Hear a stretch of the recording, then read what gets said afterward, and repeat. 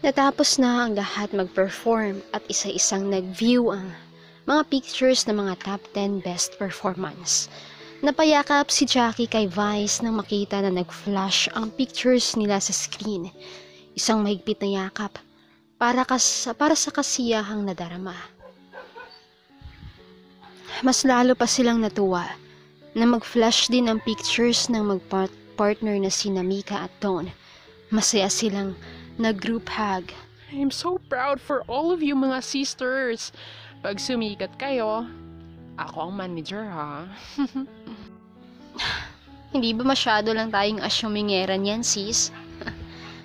Wala namang masama. Malay natin.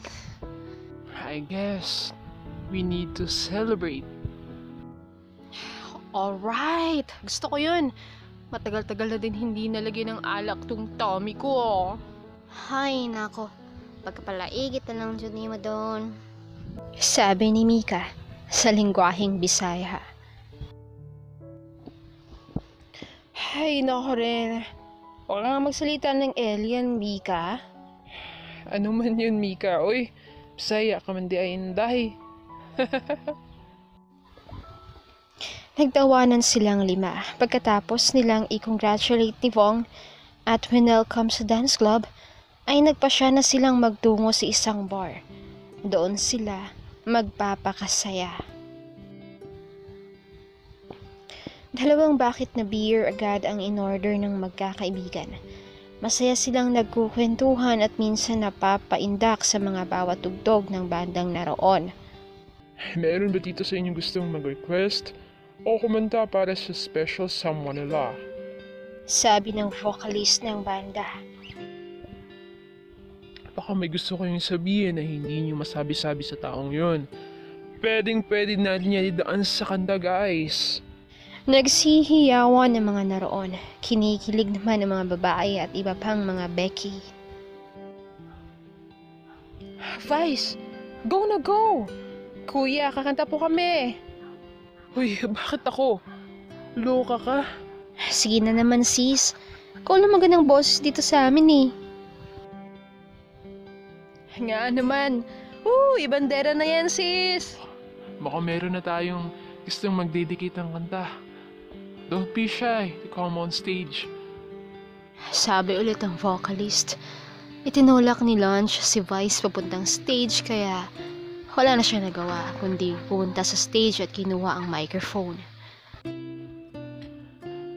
Diyan ka na naman, ba't di ko maiwasan tumingin sa iyong liwanag, darama lang naman sa'yo. Habang kumakanta si Vice sa stage, hindi ko maiwasan mailing kasi minsan sumusulyap siya sa akin.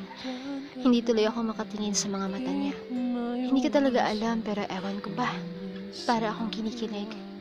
Bagay na hindi ko naman dapat nararamdaman. Bakla siya at alam ko yun.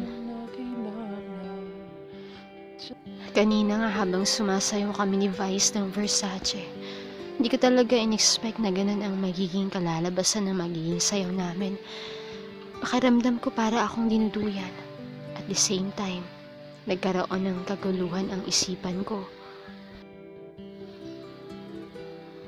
Sa mga titig niya, sa mga haplos niya, bawat dampi ng mga hilingan niya sa mga balat ko, nararamdaman ko yung gigil na nagmumula sa kanya. Parang hindi si Vice ang kasayaw ko kanina, kundi si Totoy. Yung Totoy na lalaking lalaki 12 years ago. Di ko talaga lubos akalain na makikita ko ulit si Totoy. Sa mahabang panahon, nakaramdam ang puso ko na sana bumalik na si Totoy na nakilala ko noon. Hanggang ngayon, naiisip ko pa rin ang mga titig niyang parang totoo.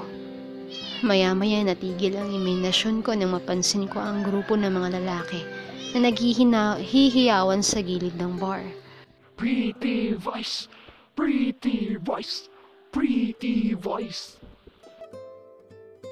Sina Zeus ang nakita ko kasama ang mga hindi ko pa nakikilalang mga lalaki. Kumaway din si Vice sa kanila. Thank you. Nang makabalik si Vice sa mesa namin, kumuway si Zeus at lumapit sa amin. Hey, Vice. What's up sa inyong lahat?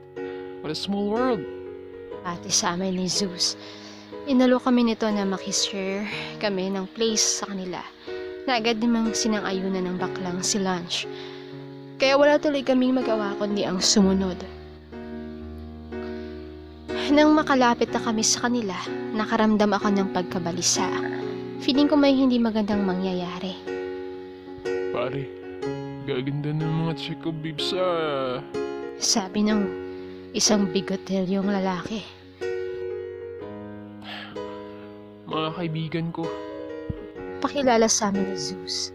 Nakita kong may binulong yung naka-jacket na lalaki sa katabi niya. Pare, akala ko ba chicks tayo ngayon? Ba't naman may... Sabi pa ng isa nilang kasama. Ay, grabe naman tong si Kuya. Sus, balik na lang kami sa mesa namin Mukhang ano Tara na, Jackie. Sungit naman ni ate Kuya, oh. Hawak-hawak ni Vice ngayon ang kamay ko. Guys, ano ba kayo? Mga kaibigan ko sila. Totoo naman, ate Kuya siya, di ba? Sabi ng lasing nilang kasama. Hoy! Anong problema mo? Jackie, huwag mo nang patulan. Tara na. Wow! Anong gusto ko? Matapang. Nito, nakinabig ang kamay ni Jackie. Hoy! Zeus! Pagsabihan mo nga itong mga gago mong kaibigan. Jackie, pasensya na Pare, ano ko ba? Uy, bakla. Tapang ka. Gusto mo masapak? Ikaw ang sapakin ko, Jackie, pasensya na talaga. Guys, pasensya na. Tara na. Ewan mo na muna tong chicks na to. Ano ba? Angal ni Jackie na minaslik ang kamay ng lalaking lasing. Alam mo, okay na sa akin bastusin mo ako Pero ang bastusin mo tong best friend ko, isa pa, makakatikim ka na sa akin. Baka ikaw, gustong tumikim sa akin. Gago pala to Isang malakas na suntok ang pinakawala ni Vice dahilan ng pagkabulagta ng lalaki. Putok ang mga labi at duguan ng ilong. Hindi ito agad nakabangon. Biglang nagkagulo ang bar.